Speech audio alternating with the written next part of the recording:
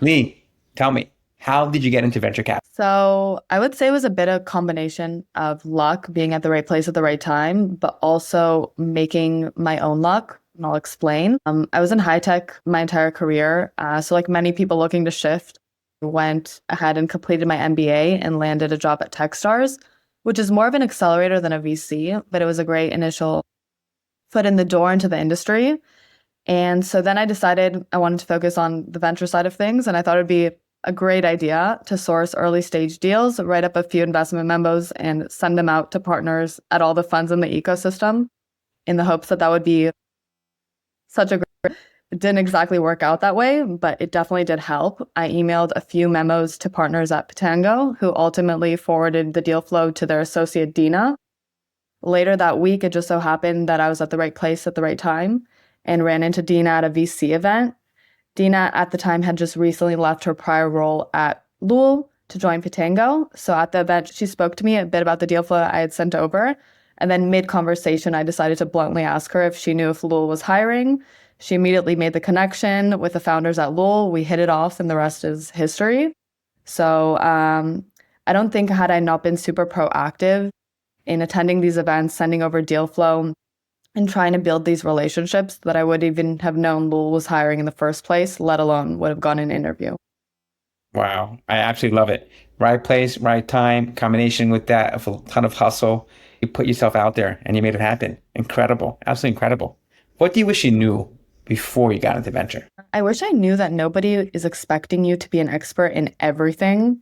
Even if you are in a sector focused fund, I would find myself in conversations agreeing with somebody else's opinion on zero trust frameworks or quantum semiconductors instead of admitting at the time that I didn't know much about that subject.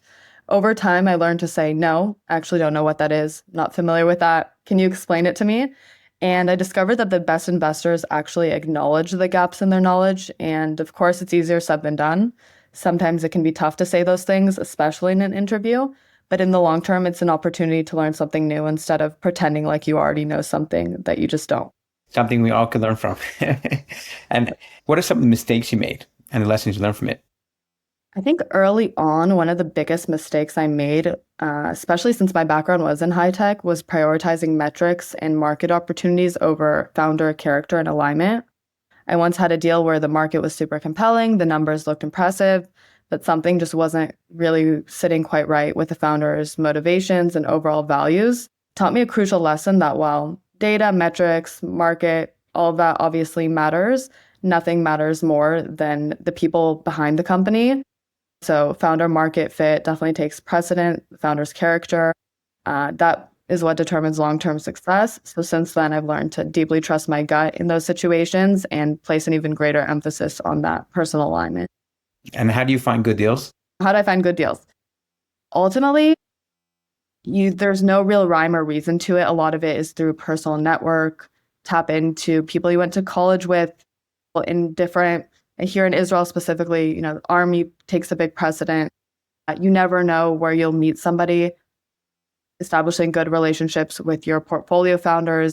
A lot of times you get good deals through those individuals and even founders that you don't invest in, keeping in touch with them. You never know where their network might lead. So, there's also the traditional LinkedIn, Crunchbase, all that fun stuff. But ultimately, finding good deals is about maintaining really strong relationships in the ecosystem.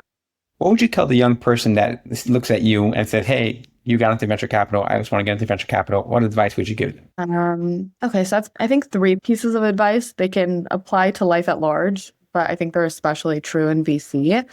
The first one is to be deeply curious and continually learn. Great investors never stop asking questions. I see it at the partner level every day. It truly never stops. And also focus on building strong relationships. Venture is fundamentally about trust and connections. And then the last one, especially if you're starting out, is to not be afraid to reach out to anyone. I would say most people are quite flattered when newcomers seek out their advice.